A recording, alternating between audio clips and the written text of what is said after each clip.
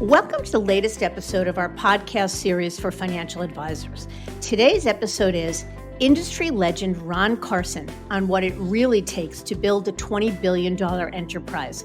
It's a conversation with the CEO and founder of the Carson Group. I'm Mindy Diamond, and this is Mindy Diamond on Independence.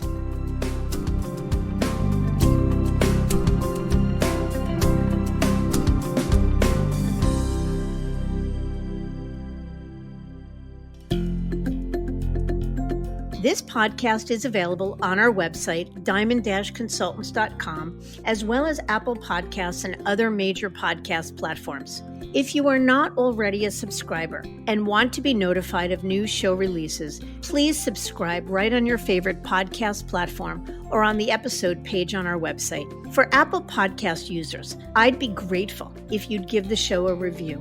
Your input helps us to make the series better and alerts other advisors like you who may find the content to be relevant. And while you're at it, if you know others who are considering change or are simply looking to learn more about the industry landscape, please feel free to share this episode or the series widely. It's hard to believe that the founder and CEO of a nearly $20 billion enterprise got his start in life as the son of hardworking farmers in Nebraska who had trouble making ends meet. So much so that they eventually lost the family's livelihood. Yet it was an experience that informs him to this day, a story of caution and perseverance. Because instead of being a victim of circumstance, Ron pressed forward with an intent of finding a job that had the greatest potential. And the rest would be an amazing story that he shares with us today. In this episode, Ron walks us through his auspicious beginnings to illustrate that with the right focus, direction, and mindset, anyone can achieve the incredible success he has. Ron talks about his start in the wealth management world, an idea that he cultivated in his dorm room in 1983. His early experience with Private Ledger, the predecessor to LPL, and how that became what the Carson Group is today, the retail RIA Carson Wealth. Carson Coaching, which has coached tens of thousands of advisors, and Carson Partners, the turnkey partnership program that allows advisors to access and plug into their model. Plus, Ron shares the single most impactful actions he took along the way to go from zero to nearly $20 billion and much more. Ron's a best-selling author, a go-to for the industry media, and a true legend in the wealth management world, with accolades streaming from barons and the like. And he's a really interesting guy who shares my love of meditation. I'm excited to have him on the show, so let's get to it.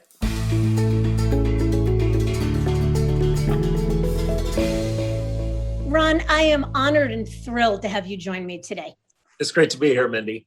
Thank you. All right. We just talked offline that we probably have 3 hours worth of information and questions to talk about and want to squeeze it into an hour. So let's jump right into it. You are one of the most celebrated and well-known CEOs in the wealth management space. Tell us a little bit about yourself. Mindy, I was born in Ohio and moved to Nebraska when I was 9 years old. My dad was in the Air Force, came back, took over the family farm, and pretty much thought I was going to be a farmer my entire life. And then when I was 17 in 1982, interest rates were 21.5%. And like a lot of farmers, my parents went broke. I had to find something else to do. And I was reading a Money Magazine article, and it said top 10 professions of the future. Right towards the top of the list was become a CFP. And I thought, you know what? That sounds awesome because, I had an interest in money. I had little odds in businesses as a kid, like a concession stand, a paper route, a popcorn business, a little greeting card business. I'm an actual auctioneer, so I go around haul all people's stuff out of their house, auction it off to the community. The old saying, one man's junk is another man's treasure, is so true. And a footnote to that story, which I always love to share, because I find you talk about the butterfly effect. My wife and I, Jeannie, love to go to Napa Valley, and for years we would go to the Napa Valley wine auction. Recent casualty of COVID, though. But we were at a pre-party, and this lady from San Francisco says, "You're from Nebraska." tell me, what do you do? And I told her my brief story. She got the craziest, weirdest look on her face and said, I was at Money Magazine at that time and I wrote that article. It was just like a wow moment. But, you go through life and think, how come one little thing, put you on a total different trajectory than what you thought. And I went down to Nebraska. I actually was recruited to play football, was injured my first year, and actually started this business right out of my dorm room. My then girlfriend, today wife, Jeannie, would sit there and listen to me for hours, call out of the phone book. And I could relate to farmers. And at least they would let me in. I could talk weather, equipment, grains, but I was a totally unconscious incompetent. I didn't know what I didn't know. And I was trying to learn it. But our profession then was very expensive for people to do business. I mean, the maximum loads in those days were up to 20. People think it was 8.5%. It's actually 20%. You could do a contractual plan, and mutual fund companies didn't even put their values on the statement. You had to know to take the share price and the number of shares, because it was a period where the market had been through a really rough patch. Plus, if you paid some pretty big loads going in. So sometimes I was bearer of bad news to farmers on what their actual things were worth. And then I read shortly within that time period too, just a lot of books about the profession. And there was more celebration about how much money you could make off of people and make off trades versus really being client-centered. But that set me on a journey. I mean, I'll give you the highlights when we come back and talk about it. But I was with LPL, well, actually PL, Private Ledger, before they were LPL. Then Todd Robinson acquired LPL. And it was, even in those days, Private Ledger was primarily doing direct participation. The reason they were of interest to me, they had a thing called a 503 certificate in Nebraska, which was basically an unsecured CD. But then in 1994, we were at a conference in Hawaii, and there was literally 19 of us at the whole conference. That gives you some perspective. Todd talked about bringing out SAM, the advisory platform. And I was so excited. I remember going back to the room and telling my wife, it's like, we're bringing out a program where I truly get to sit on the same side of the table as the client. Because in the past, I always felt funny. If I was making a recommendation to someone to sell or buy something, there was always a transaction charge. It's how we got compensated. It just felt there wasn't a true alignment of interest. But I was the minority in that room. I remember most of the advisors said, this is the worst idea I've ever heard. No one wants to know what they're really paying. So I was early on really in jumping on the advisory bandwagon. Yeah. So it's extraordinary. And today, that little idea you had in your dorm room in 1983 morphed into what is an $18 billion firm. So I guess my first question, in your wildest dreams, did you think that Carson Group would become an $18 billion firm? No, well, we just hit 19.5. So we really have a great chance. Depends on what the markets do, right? But probably exceeding 20 billion. Not in my wildest dreams, Mindy. But what I have learned is that if you really start with what's in the clients, I know we all say it, but if you really think, and I just came out of a 2-hour meeting with my board. It's like, if a lot of questions, a lot of opportunities for next year for us. Is this in the client's best interest? And if you really always ask that question first and you start with that, you can build anything you want, because people are starving for an advocate. They're starving to trust people. And when I say trust, I don't mean trust that, hey, you're going to steal your money, but they're starving for trust in that, are you doing the things behind the scenes proactively? Like our physicians, we hope that they're going to school and they're learning and they're calling us in proactively to do the physicals and to be out ahead of our health. And that's really what the market wants today more than ever, is a true advocate and someone who are thinking about the things they're not thinking about, getting out ahead of the things they're not thinking about, and being nimble enough to take action when true opportunity presents itself, whether it's a planning, market related, tax, legal. Having a team that can actually take that and take action on behalf of the client. Yeah, I think that's great advice, because a lot of our listeners are either prospective breakaways, meaning people that are not yet independent but thinking about it. And many of them equally are business owners of independent firms that are obviously much smaller than Carson Group. And your perspective on what it takes to be successful, I think is incredibly helpful. But for those that are not familiar, what is the value proposition of Carson Group? I know you have 3 different business lines, so maybe you can just take 2 minutes and share with us what they are and what the value proposition of each is. Okay, let me just start with the beginning. So today we have a retail RIA, which was what was started in 1983. We describe that as a seamless proactive service model. Some clients we handle everything for, some we handle just the parts of it, but it's single data entry, multi-data use, single source of truth data warehouse. It's where we have evolved, and we're growing really fast organically because of that. And then in 1993, because of the success I'd had on the retail side, and if you've not been to Nebraska, a lot of people come here and they're shocked. Wow, you have trees and you have hills, and it's not what I thought it would be. I think some people imagined we were, little house on the prairie with no electricity and no paved roads. So they were like, how on earth are you doing this in the middle of nowhere? And I started my coaching program in 1993. We have coached tens of thousands of financial advisors. Today we have, I think we by far the largest financial services coaching organization out there. And then in 2000, I really started thinking about this in 2009, about even at my size, which I was a fairly large independent at that point, looking at the change and everything coming at me. And it's like, if I'm feeling this overwhelmed, call it a $2 billion firm, then I can only imagine what a lot of my coaching clients are feeling. Even though we talk to them about it, what's really deep in their mind, it's like, what if I could create a partnership, a way that people could join, have flexibility, retain equity or not, give ultimate flexibility, but to plug into that seamless practice service model, solve for all the technology, and at the same time, continue to evolve it. I use the Amazon experience. We all use Amazon. The experience we're having today is far superior to the one we had when we first started with Amazon, but they continue to switch out technologies to make the experience better without us having to even think about it.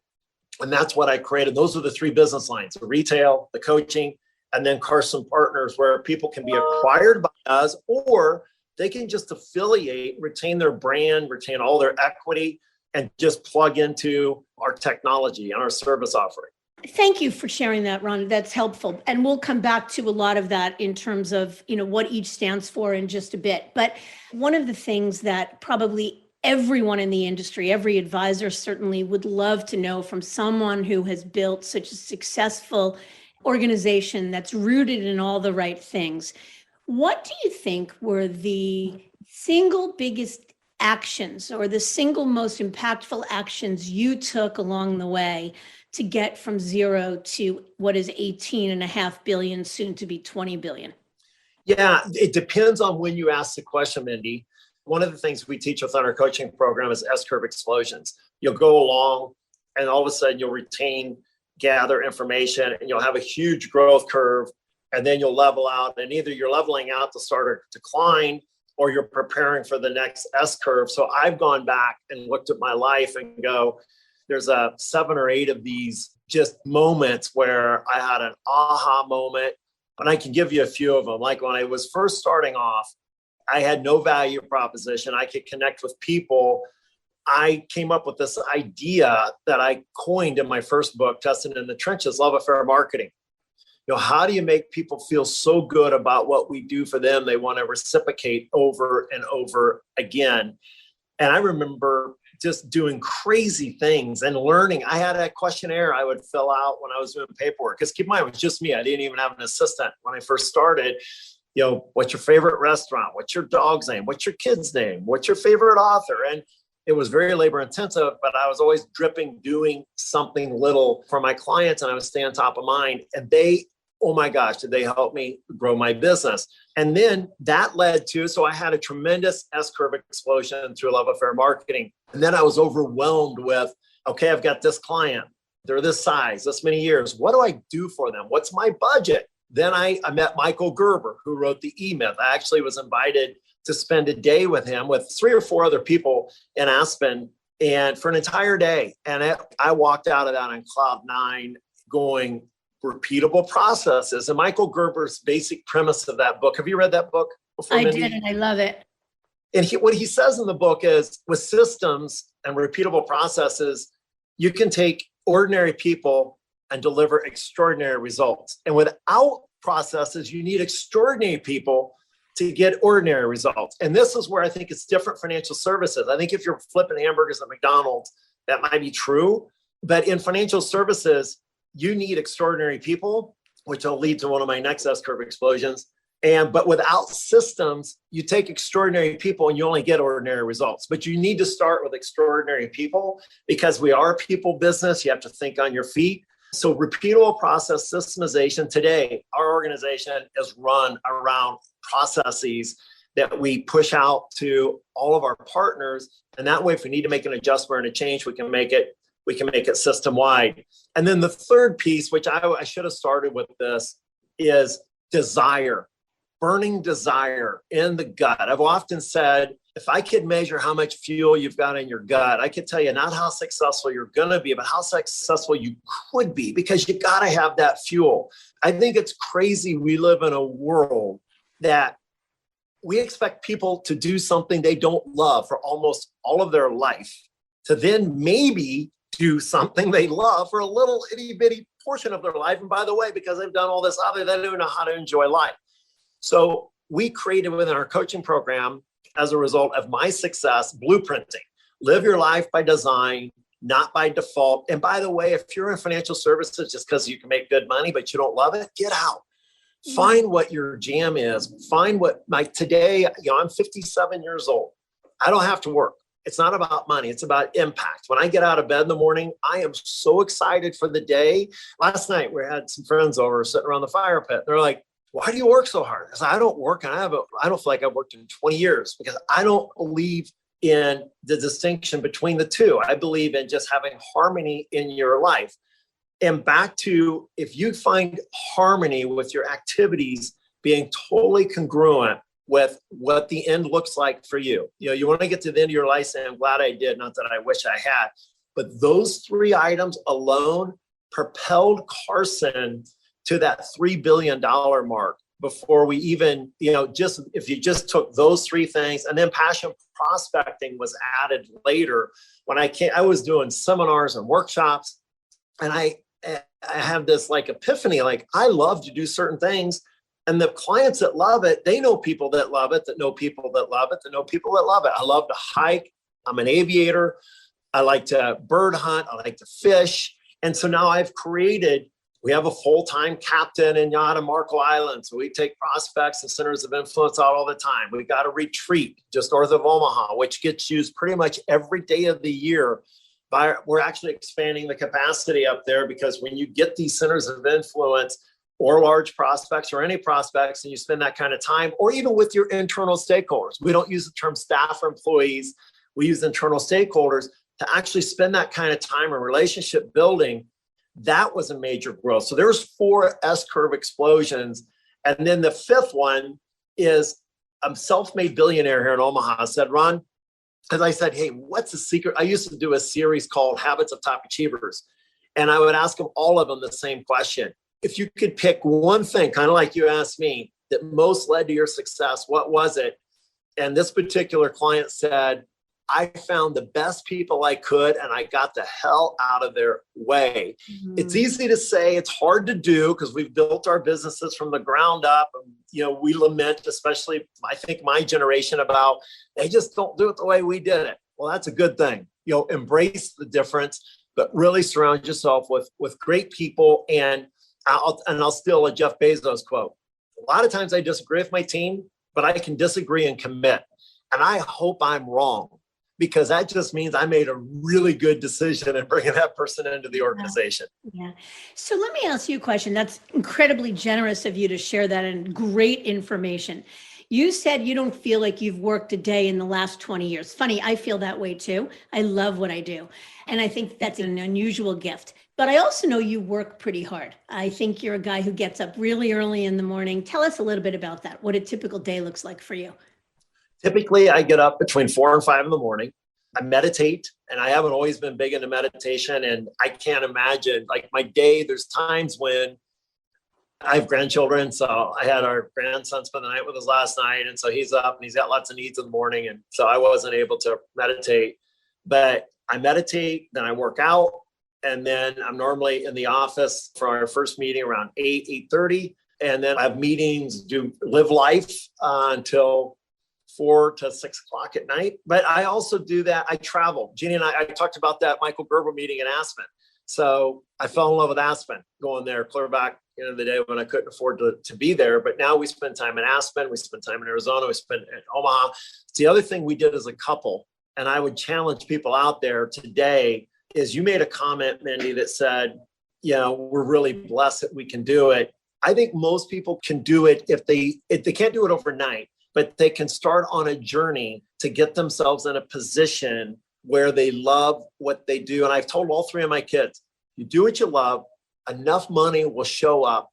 Don't chase the money, chase the love. Agree with you. And also, Jeannie and I scripted out what we were the perfect year. If money, this is back when we didn't have the money, is if money were no object, where would we live and when would we live there and what would our life look like? And we wrote that out. We were very detailed around it and we're living that. We've been living that for about the last decade, which makes it easier to love what you're doing. Yeah, amazing. And thank you for sharing that. I will tell you, without getting too woo-woo on this, that I am a daily meditator as well. For probably the past 6 or 7 years, it has changed my world. It was game-changing. It was profound.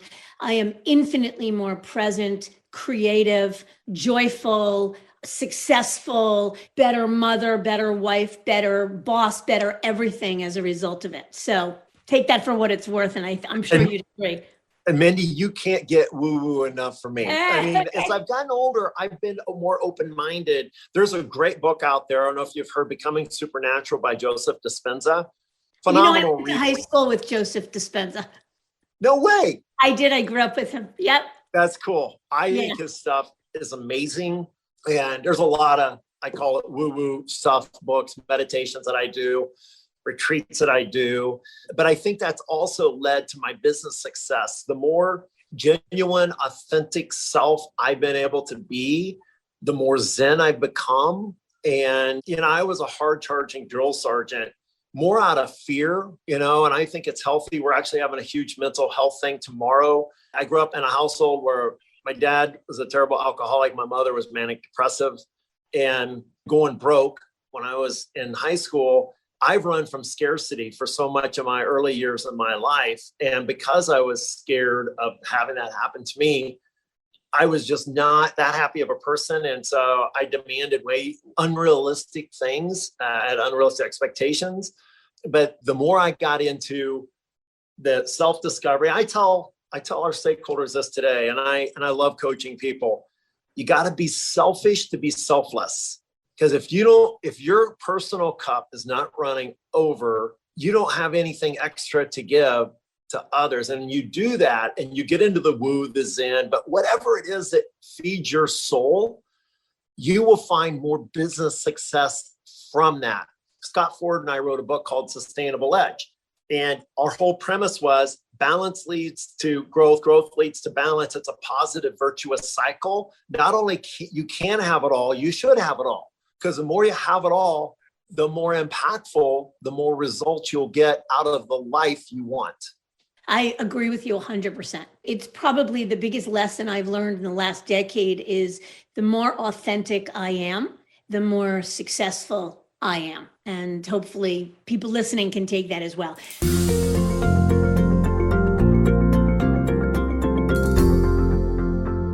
I want to go back to the business for just a minute, as much as I find part of the conversation fascinating.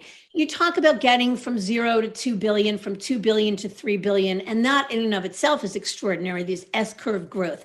But to get to 8.5 billion, I'm wondering how much, and soon to be 20 billion, how much inorganic growth or M&A and acquisitions played in it. So talk to us a little bit about how you became the prolific acquirers you are today, and how, to what extent inorganic growth fueled your growth.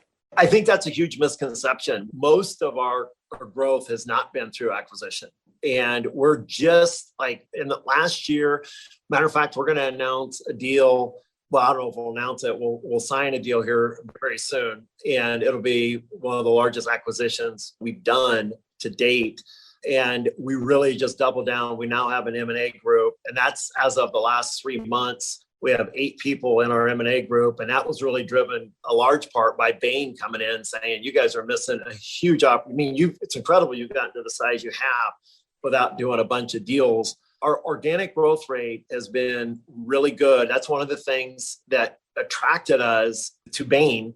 And really, everybody we were in contact with, they couldn't believe our organic numbers. I mean, we're winning today like we've never won before, Mindy. And it really is as a result of all the infrastructure, the data warehousing, the tech configuration that we put in place over the last several years that allowed that. The great news about M&A is a lot of people do M&A first, and then they try to catch the infrastructure up later. We did it just the opposite. We did all the infrastructure. So now we got incredible scale. We could go to 100 billion in size, and it's very, very doable, with the ecosystem that we've built. So why should an independent business owner think about selling to Carson? Well, you don't have to sell. You mean sell? Because I want to make clear, you don't have to sell to be part of Carson, right? You can plug in, use our technology. But if you wanted to sell, and if you wanted to sell, I want to answer the question a little differently. Is I can tell you that we're very careful about the community of advisors. One of our core values is giving it our all, even when it's not convenient for us to do so. And that is not only true for my internal stakeholders, but it's also true for my partners. We actually have training going on today, and this morning in our fitness center, I saw a bunch of our partners, and just seeing the camaraderie and the things that they're doing for each other is incredible. So if you want to be part of a community that gives it their all for each other outside of the core of what we do, and then you want to know that the value proposition you're going to offer today is going to be even better 6 months from now. And 6 months from then, is we're committed to continuous improvement. And finally, we're not building this to sell it. We've publicly stated we're going to be a 100-year firm. I have control of the organization. This isn't about building it to sell off. This is about maximum impact we can have: local impact, national impact, global impact. And the people we're attracting are also very focused on the kind of impact we can have. But we start with the American retail client, I think, deserves better than what they've gotten in terms of not only the planning, but the proactiveness, and really thinking, as I opened with this, thinking about things they're not thinking about. And advisors wearing too many hats today. I wore too many hats. I was doing investments and trading and research and technology, HR. And if you take any one of those, it's to be really good at it, you got to devote your life to it. So if you want to have an environment where you've got subject matter experts that I'll put up against anybody in the country for as good, whether it's attorney or legal or tax, tech, HR, we're the place. And you're not going to wake up one day and be owned by Goldman Sachs. I can promise you that. So there's so many questions going in my head. So one of them is, that's the why Carson. But how should an independent business owner, so somebody that, let's say, has a $500 million firm, which is certainly a good sized firm, growing fairly well, has a great quality of life. Let's say the principal is early 50s, let's say. So probably has another 10 to 15 year runway or so. How should that principal think about the right time to either sell to a firm like Carson, to join a firm like Carson, to be able to leverage its infrastructure and everything else that comes with it, or obviously to go it alone and continue alone and then sell on the open market at the end of the day? I think it has almost nothing to do with age and everything to do with future competition. I'm sure you see a lot of the technology that is percolating beneath the surface. And a lot of advisors, that old saying is, I don't have to outrun, if the bear's chasing us, I don't have to outrun the bear, I just got to outrun you. I think a lot of advisors look at each other going, oh, I'm as good as them, and I'm as good as them, and I'm almost as good as them, so I'm really safe. And that's what Blockbuster thought when Netflix, right? They're comparing to the other, brick and mortar competitors. We're going to have, in order to compete in the future, you're going to have to be delivering something that is delivered at even a higher level than we're delivering it today, in using AI to, and I don't want to go too deep into this, but just give me a minute. Last year, we monitored 39 million of our clients' actions and behavior through our data warehouse. We know when they logged in, what was going on in the market, what's going on in their life. You can start to build profiles to help really anticipate a client's needs when you have that kind of power. And then you lay that beside the data lake. There's a lot of the external things, and you can pull information from that. You're going to have Amazon, Apple, Google, you name it, and companies we haven't even heard of, they're going to be delivering, we call it single pane of glass experience, where it's really simple to use. Whoever removes the most friction and has the biggest easy button is going to ultimately win. Amazon's clear winner in retail. I don't think anybody's going to argue that. Streaming services, there's a handful of them out there. Google's a clear winner in search. It happened in banking. It happened in farming. It happened in tax and accounting. The market's not going to pay for 50,000 compliance departments, 50,000 trading departments. It's just so inefficient.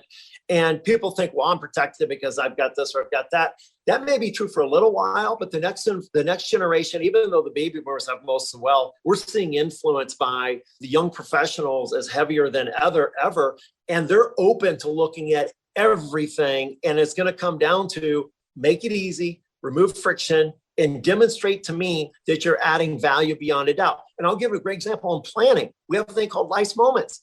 As advisors, we do a great job and we create all kinds of value through the planning process. But at the end of the day, the client forgets and the advisor forgets all the great things they've done. So we've built into our experience a timeline of all the key decisions we helped a client make so they never forget. We always remind them.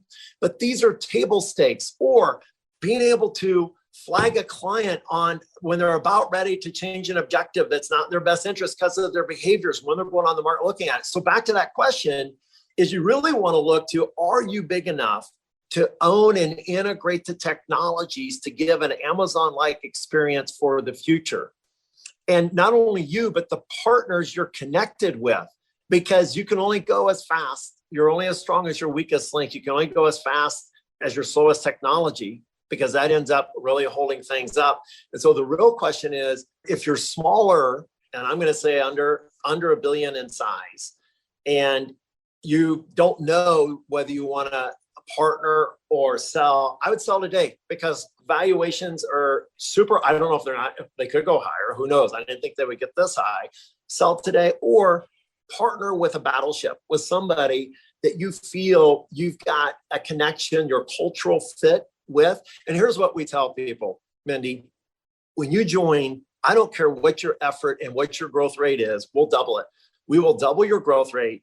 But here's the most important piece, is not the growth rate, the fun factor. How much fun as an advisor are you truly having today? Are you ever dreading going in and having meetings? So we measure this. Our average partner, when they're with us a year, we do a survey as what their satisfaction with their profession was then versus a year later. Keep in mind, they just gone through a massive transformation. It should be lower. It's nearly 40% higher than when they started. It's all about getting rid of the stuff you're not good at, you don't enjoy, and there's no way you can keep on top of all of it. So let me ask you a couple questions about that. I know that one of the things you mentioned, that advisors wear too many hats. And I know you've got a strong point of view about advisors giving up the investment management end of things. And that one of the requirements, I think, of joining the Carson, being acquired by Carson, certainly, and I think also for joining under the 1099 option, is that the advisors outsource investment management to Carson. Talk to us a little bit about that in terms of why you believe that is the case and how that translates. You said they're going to double growth. So how are they going to double growth? Okay. How are they going to double their growth rate? Is they're going to get rid of, first of all, advisor as PM. And I can relate to what advisors are running through their minds, because I was that advisor. Is I used to be the secret sauce. I remember one of my clients telling me early on, he goes, Ron, I'm coming to you because I think you're the next Warren Buffett. I'm like, oh my gosh, I'm not the next Warren Buffett, but if you have that kind of confidence in me, that's great. Imagine a world where an advisor, many of them that are portfolio managers, they have no formal training. And let's just say you do have a CFA. Now do you have the time? Because now you're going to manage the assets. And this is an important distinction here too, Mindy. We're not saying outsource. When a partner joins us, they're part of our RIA. So they're not outsourcing anything. Our 56 people in investments and research become theirs. So the message to their client isn't, I'm not doing this anymore, but I've been invited to join a Barron's Hall of Fame team. And now I have their research group, because all of the options within our ecosystem come as a result of our partners saying, I need this, I need that. And then we don't want to give people 50 different flavors or shades of chocolate. And then you go the next step. I love it when we compete against an advisor who says, I'm a one-man band, I customize all the portfolios. Now I ask my client, how much time do you think they really spend diving in and getting to know exactly what they own? And what are the other demands? And then some advisors say, I customize all my portfolios for my clients. I actually had this conversation a couple months ago. I said, well, how many clients do you have? About 150.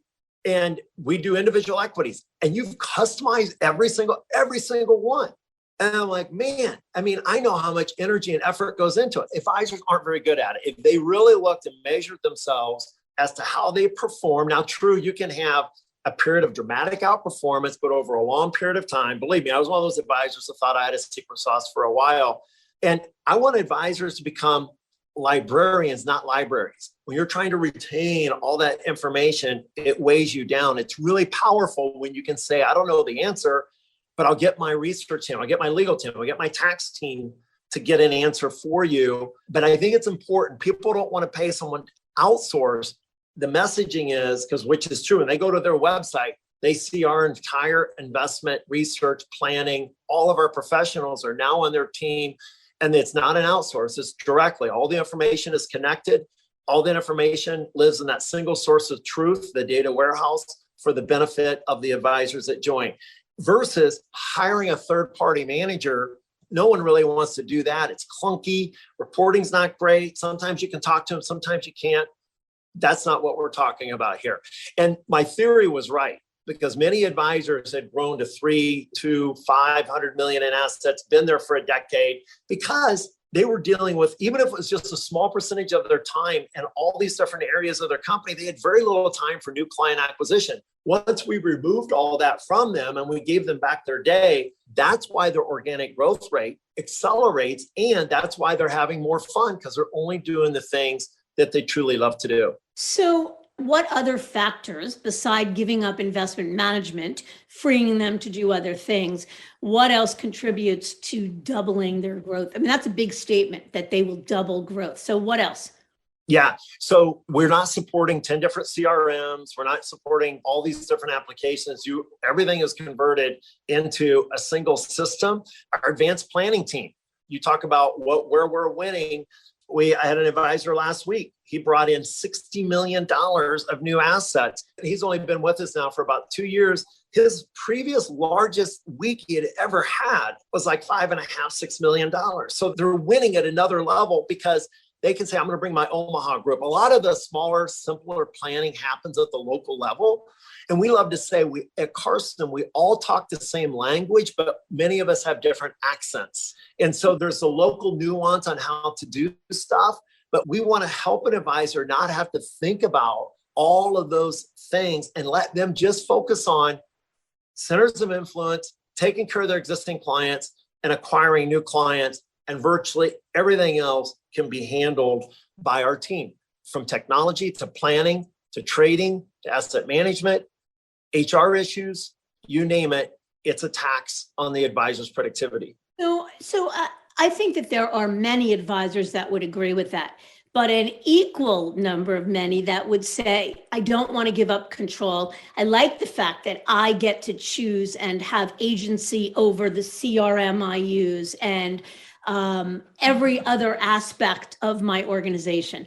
And is it as simple as to say then those people are just not a fit for Carson? How would you respond to that? I would say that that's exactly it, Mindy. We know the recipe that works. And if you're going to spend your time deciding on which CRM to use and which one to evaluate, that's penny time.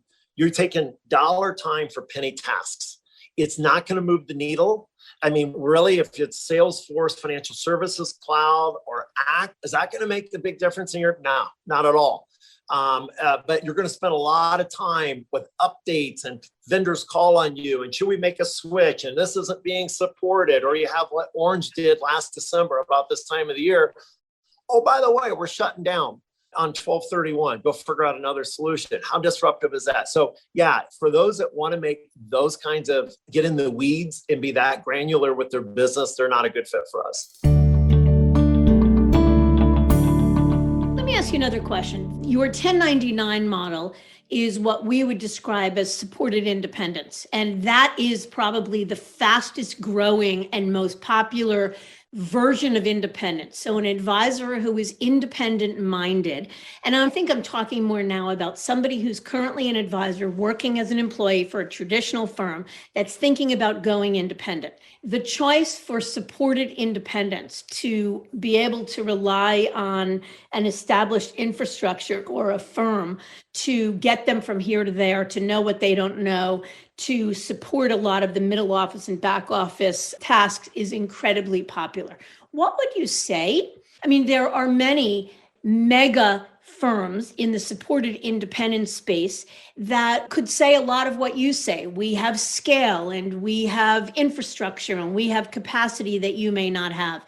What do you think the single biggest or the top 2 or 3 biggest differentiators are about Carson's version of supported independence versus the competition? So Mindy, you're right. If you put 10 of us up there, we're all going to talk about how we do these things and we do them somewhere. And it gets really hard in due diligence to know. And by the way, we think the deeper the due diligence you do, the better off you are. This is a big decision. So really do it right. Do site visits and talk to other people that have been there for a long time. And there's only one, to me, this can be, or you can shortcut it. And there's one massive shortcut. And that is this: what's your organic growth rate? And you can verify this with custodians, giving them permission. Because they see all the ins and outs, right? And that is the only thing that really matters at the end of the day, because that's what the retail client is saying about your value proposition. It's not what Ron Carson's or my competitors is saying about the value proposition.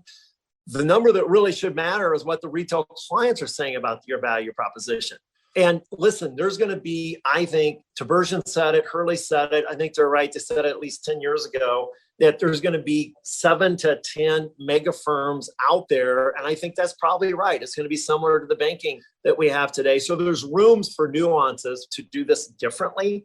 And I'm not saying we have all the answers, but I am saying we found a formula that is repeatable, that's working really well, that's doubling growth rates, and advisors are having more fun than they've ever had in this business, quite frankly. But I'm not saying my competitors aren't seeing the same kind of results, but they're not having the organic growth rate we are, at least according to our custodians, that we're all both at. Yeah, no, that's fair. And I appreciate that totally.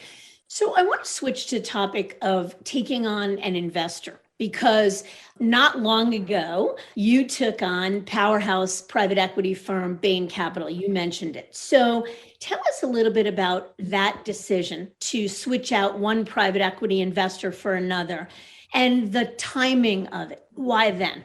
So I want to go back a little further and tell you why we brought private equity in the first place. I was at a point where I owned 100% of the firm. I knew that I really wanted to go for it in this space. I had this idea around partnership, and that if I could deliver this value proposition, I thought it would be good. And I actually remember talking to Long Ridge, which was a great partner of ours in New York City, and they bought into the vision. I said, but here's what I need. I don't have an M&A department, and I need someone, to help us, because some of these could have been acquisitions that would have been technology acquisitions. And I knew I didn't know what I was doing in that area. And I needed to professionalize the business. If you go through this process of private equity, you end up knowing your business the best you've probably ever known it, because sloppiness and you get all the I's dotted, T's crossed to get everything in total alignment. Now you've got something where I could bring in other equity owners. And I brought in a core group of people that actually bought into Carson at that time. And Long Ridge, we had a fantastic run with, but quite frankly, we outgrew them. We told Long Ridge, we weren't looking for capital, we're looking for capabilities. But that was one of my big mistakes too. When they invested a considerable amount of money through our capital raise, and we spent it all because all of the estimates I had seen by consultants on what it was going to cost to build were nowhere close to being right in both time and money. And then with Long Ridge, we had really outgrown anything they could add. And we were either just going to take them out ourselves or we were going to bring in another partner. And we did something like 21 fireside chats, and then we narrowed it down to 10, and then we narrowed it down to 4, and then we narrowed it down to 2. And I was very clear, this isn't about capital. This is about capabilities. And I had every one of those firms come and present very specific actionable ideas on what they would do and what they would advise us to do. We had the two that Bain and another one we didn't go with. We were blown away. Like, we weren't thinking nearly big enough. We weren't nearly as creative. One great thing about financial services is if you're looking outside of financial services, sees what's going on, which could be bleeding edge, but it's really fast followers. If we're fast followers outside of financial services, it makes us bleeding edge inside of financial services because there's so many things going on that are so slow to really get traction within financial services. It's like getting next year's newspaper today. Yeah. And Bain blew us away. And we have 4 major initiatives we're working on today. And I think we will see unprecedented growth. And they had never invested in this space before. We're the first wealth management firm they have invested in. They're the third largest private equity firm in the world. And so that relationship's off to an amazing start. So let me just point out, they invested in you in July of this year for a staggering valuation of $1 billion. That in and of itself is extraordinary. I think the second thing that's incredibly extraordinary to me is that a lot of advisors, when they are considering the notion of going independent, they're wondering who the acquirers are. So if I forgo a big check today, a big transition check today, and I build an independent firm, who will the buyers be?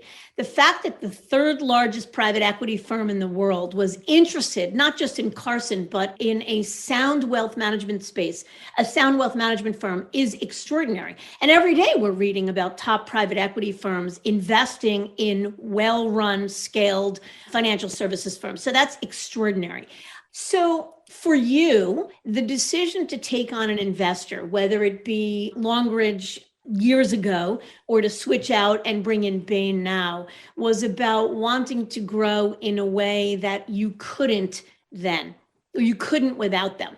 What would you say to that same $500 million firm, the principal of a $500 million firm that's doing good things, that's growing, that's got the choice at that point to either retain control and continue to do what they're doing and doing it well and eventually sell on the open market when they're ready to hang it up, whether they're looking to take on an investor, whether they're looking to join a model of supported independence to outsource a lot of the stuff that we just talked about, the middle office and back office stuff, whether it be selling outright to a larger RIA firm now or independent firm now.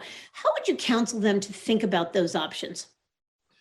Let me go back to what I said earlier, the blueprinting process, because I think so often we try to evaluate stuff in our life that's right in front of us versus going to the end and work backwards. So I'll go back to the blueprinting.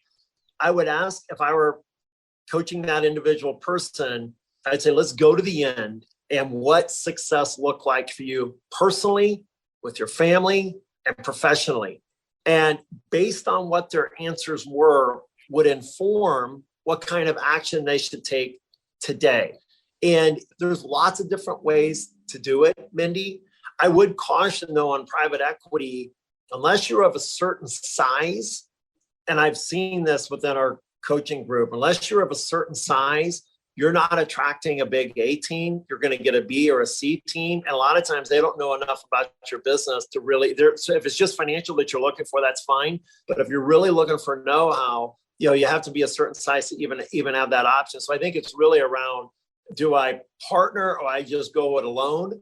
And I think that's going to be a personal decision based on what your best life looks like, based on what's important to you in the future. And how about the decision around setting out to build an enterprise, meaning not just to continue to grow organically your own client base, but the notion of adding recruiting and M&A and really building an enterprise? I mean, not many are going to build $20 billion firms, but even an enterprise that has multiple offices, multiple locations. What would your thinking be, or what would your advice be to that? Again, I'm making up this mythical principal of a $500 million firm who's thinking about, he's in early innings and thinking about, do I want to stay as a boutique or do I want to build an enterprise? What's your thinking around that?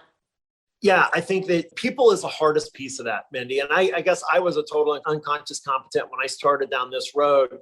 I didn't realize how lucky I was being in Omaha, Nebraska. Cost of living is low, relatively speaking, compared to the rest of the nation. We have TD, large presence here, Securities America. We have Orion. I mean, if you look at our people, we have a lot of people that have come from those areas. And I would do a real assessment to say, can I attract the people to actually do, regardless of money, getting people to buy, because people have all kinds of options today. And I think human capital going forward is really going to be the biggest decision you're going to have to make. And we at Carson, we're already, I think we got something like 35 open positions here today. And we would rather have nobody in the position than the wrong person in the position. So we could just fill it, but we're really particular about who we put in it. But we're training the next gen. I would say if you can't identify where you're going to bring in your advanced solutions team, your operations, and your partners, and every coaching member we have almost is trying to hire somebody that they can't find. And so what's your strategy going to be for growing your own? Because I don't know how else you're going to be able to do it unless you're going to pay insane prices. And does that really attract the kind of culture that you want to have within the organization? So I would do an assessment of people. And I've always, my entire life, I've kept a file. As I meet people, if I was super impressed, I would make a note, say, if I ever did something extraordinary, this would be a person I want to have on my team. And when I went and did partners, I spent months making calls. So I really had an accelerated what I felt was an all-star group to help me pull this together. So getting the people right is going to be the biggest challenge. And that's where I'd start with the assessment. If you've done the blueprinting and you say, this is what I really want to go for. Now, the next step is to take an inventory of who would actually be part of that, because you certainly can't do it alone. You got to have a really, really top-notch, group of stakeholders to pull that off.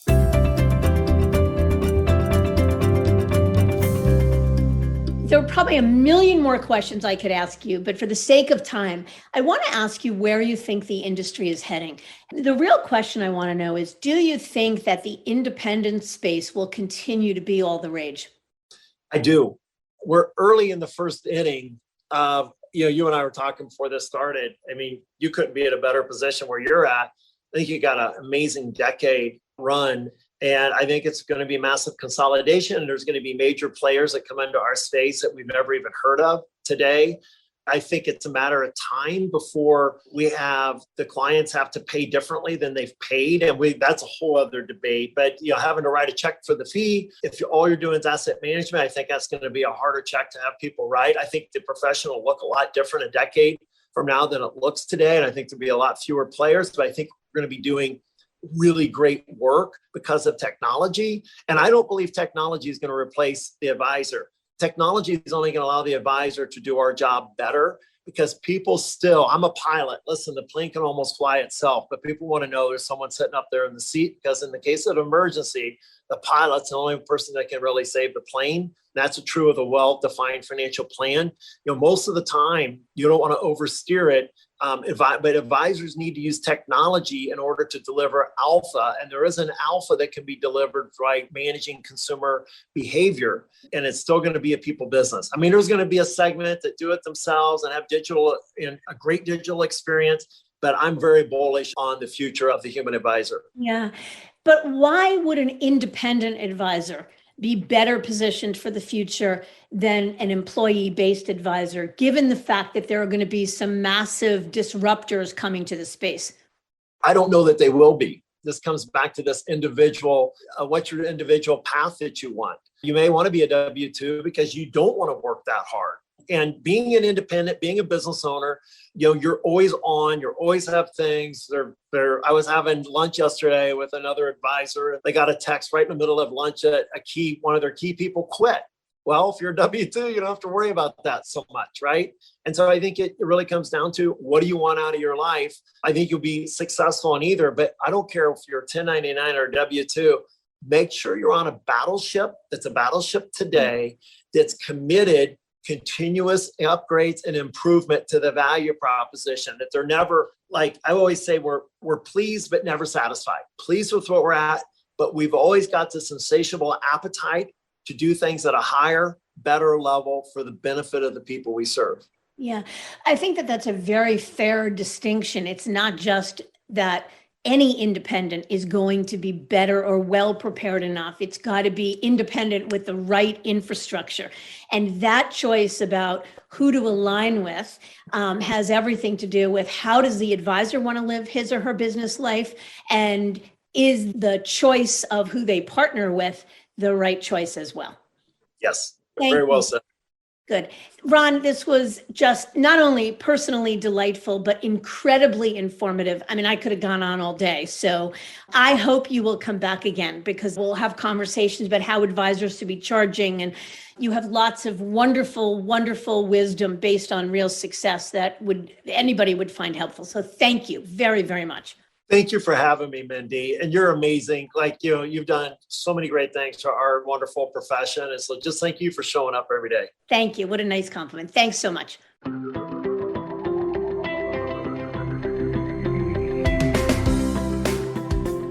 The incredible journey that Ron shared is one that he feels anyone can accomplish, provided you have the focus and determination to create something extraordinary.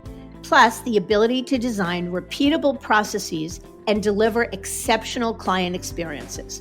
But I think what's most compelling is Ron's dedication to living his best business life, one that gives as much as it receives. I thank you for listening, and I encourage you to visit our website, diamond-consultants.com, and click on the Tools and Resources link for valuable content. You'll also find a link to subscribe for regular updates to the series. And if you're not a recipient of our weekly email, Perspectives for Advisors, click on the articles link to browse recent topics. These written pieces are an ideal way to stay informed about what's going on in the wealth management space without expending the energy that full-on exploration requires. Feel free to email or call me if you have specific questions. I can be reached by cell at 973-476-8578. or by email at mdiamond@diamond-consultants.com. Please note that all requests are handled with complete discretion and confidentiality. And keep in mind that our services are available without cost to the advisor. You can see our website for more information. And again, if you enjoyed this episode, feel free to share it with a colleague who might benefit from its content. If you're listening on the Apple Podcasts app, I'd be grateful if you gave the show a star rating and a review. That will let other advisors know it's a show worth their time to listen to. This is Mindy Diamond on Independence.